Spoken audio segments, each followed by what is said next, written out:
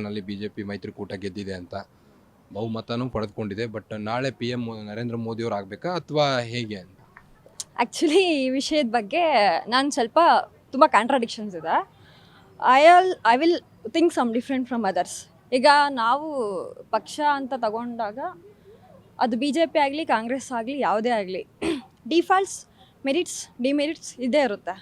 And ಜನರಿಗೆ ಏನಾಗ್ಬಿಡುತ್ತೆ ಅಂದರೆ ನಾನು BJP ಪರ ವಿರೋಧ ಅಂತಂದರೆ, ವಿರೋಧ ಅಂದಿದ ತಕ್ಷಣ ಕಾಂಗ್ರೆಸ್ ಸಪೋರ್ಟರ್ ಅಂತ ಅನ್ಕೋತಾರೆ, ಪರ ಅಂದಿದ ತಕ್ಷಣ BJP ಸಪೋರ್ಟರ್ ಅನ್ಕೊಂತ. That is not true. Actually ನಾವು UPSC ಅಂತ ಓದ್ತೀವಿ ಅಂದರೆ we know politics and inside that ಅಷ್ಟೆಲ್ಲ ಡೀಪಾಗಿ ನಾವು ಓದಿರ್ತೀವಿ, ಅದ್ರ ಬಗ್ಗೆ ಎಲ್ಲ ಡೆಪ್ತ್ ಲೆವೆಲಲ್ಲಿ ಓದಿರ್ತೀವಿ.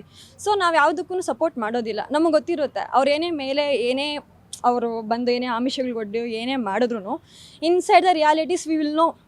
So elections is nothing about fooling the people.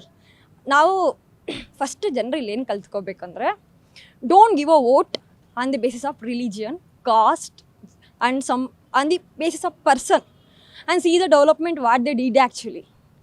ಇದನ್ನು ಪೀಪಲ್ ರಿಯಲೈಸೇಷನ್ ಮಾಡಿಕೊಂಡಾಗ ಡೆವಲಪ್ಮೆಂಟ್ ಬೇಸಿಸ್ ಮೇಲೆ ಮಾತ್ರನೇ ಅವ್ರು ವೋಟ್ ಮಾಡ್ಕೋತಾರೆ. ಡೆವಲಪ್ಮೆಂಟ್ ಬೇಸಿಸ್ ಮೇಲೆ ನೀವು ವೋಟ್ ಮಾಡಿಲ್ಲ ಅಂದರೆ ನೀವು ಜಸ್ಟ್ ಕಾಸ್ಟ್ಗೆ, ರಿಲಿಜಿಯನ್ಗೆ ಯಾವುದಕ್ಕೂ ವೋಟ್ ಹಾಕ್ದಂಗೆ ಇಲ್ಲಿ.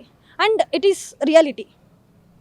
Prime Minister ನರೇಂದ್ರ ಮೋದಿ ಅವರು 10 ವರ್ಷದಲ್ಲಿ ಯಾವುದೇ ಬೆಳವಣಿಗೆಗಳನ್ನ ಮಾಡಿಲ್ಲ ಅಂತೀರಾ? ಹಾಗಾದ್ರೆ ಮಾಡಿದ್ದಾರೆ ಆಯಿತಾ.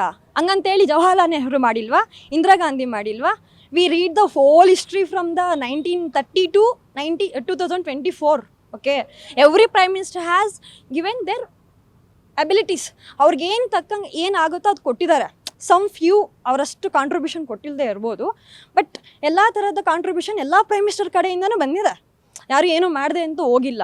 Some new schemes, Indira Gandhi ತಗೊಂಡ್ರೆ ಮಹಿಳೆಯರಿಗೋಸ್ಕರ ಎಷ್ಟು ಸ್ಕೀಮ್ಸ್ ಮಾಡಿದ್ದಾರೆ ಅವರು. Don't think so? Jawaharlal Nehru ಅವರೆಲ್ಲ ಎಷ್ಟು ಸ್ಕೀಮ್ಸ್ ಮಾಡಿದ್ದಾರೆ. ಅವರೆಲ್ಲ ಅಂದರೆ ಅವರೇನು ಮಾಡಿಲ್ಲ ಅಂತಲ್ಲ. ಆ್ಯಂಡ್ ಆಗ ಒಂದು ಬಡತನ ರೇಟ್ 70% ಇತ್ತು. ಈ ಆಗ್ಲೂ 90% ಬಡತನ ರೇಟ್ ಇದ್ದಾಗಲೇ ಅವರೆಲ್ಲ ಅದನ್ನು ರೀಪ್ರೊಡ್ಯೂಸ್ ಮಾಡಿ ಮತ್ತೆ ಅದನ್ನೆಲ್ಲ ನಾರ್ಮಲೈಸ್ ಮಾಡೋದಕ್ಕೆ ಟ್ರೈ ಮಾಡಿದ್ದಾರೆ. ಆ್ಯಂಡ್ ಇವತ್ತೇನೋ ಬಂದು ನ್ಯಾಷನಲ್ ಇಂಟರ್ನ್ಯಾಷನಲ್ ಲೆವೆಲಲ್ಲಿ ನೀವು ಮಾಡಿದ್ದೀರಾ. C the basis point. ಎಲ್ಲಿ ಬಡತನ ಇರೋದು? ಎಲ್ಲಿ? ನಮ್ಮ ದೇಶದಲ್ಲಿ. ಎಲ್ಲಿ ಜಾಸ್ತಿ ಇರೋದು? ಹಳ್ಳಿಗಳಲ್ಲಿ. ಅಲ್ಲಿ ನೀವೇನು ಮಾಡಬೇಕು? ಇನ್ಫಾರ್ಮೇಟಿವ್ಸ್ ತರಬೇಕು. ನ್ಯಾಷನಲ್ ಇಂಟರ್ನ್ಯಾಷನಲ್ ಲೆವೆಲಲ್ಲಿ ತಂದರೆ informatives it won't workouts, right? First ಇಲ್ಲಿ ಏನಾಗಬೇಕಂದ್ರೆ, ತಿನ್ನೋದಕ್ಕೆ, ಬಟ್ಟೆ ತೊಡ್ಕೊಳ್ಳೋದಕ್ಕೆ ಬೇಕು, ಮನೆ ಇರೋದಕ್ಕೆ ಬೇಕು. ಅದಾದಮೇಲೆ ಕಾರು, ಬೈಕು, ಮನೆ ನೆಕ್ಸ್ಟ್. ಓಕೆ, ಫಸ್ಟ್ ತಿನ್ನೋದಕ್ಕೆ, ಇರೋದಕ್ಕೆ. ನೀವು ಹೇಳ್ತಿದ್ದೀರಿ ಫ್ರೀ ಅಕ್ಕಿ, ಫ್ರೀ ಭಾಗ್ಯಗಳನ್ನ ಕೊಡ್ತಾ ಇರಬೇಕು. ಫ್ರೀ ಅಕ್ಕಿ, ಫ್ರೀ ಬಾಕಿ ಅಂತಲ್ಲ. Just think in a different way. ಈ ಥರ ನಾನು ಹೇಳಿದ್ದೀನಿ ನನಗೆ ತಕ್ಷಣ ಫ್ರೀ ಅಕ್ಕಿ, ಫ್ರೀ ಬಾಕಿ ಅಲ್ಲ ಅದು. Think in a different way. Try to implement new schemes for developing the poors. eradicate the religiosity, eradicate the caste system, eradication of the inequality. Work on it, not for the international systems. ಇದು ಕರೆಕ್ಟಾಗಿ build ಆದರೆ ಅದು ಬಂದೇ ಬರುತ್ತೆ. ಎಷ್ಟು education rate ಇದೆ, employment rate ಎಷ್ಟಿದೆ? People will no that employment rate ಎಷ್ಟು ಕೆಟ್ಟದಾಗಿದೆ ಅಂತ. Promote it, not in international level, right? So concentration on the main problems which we are struggling for.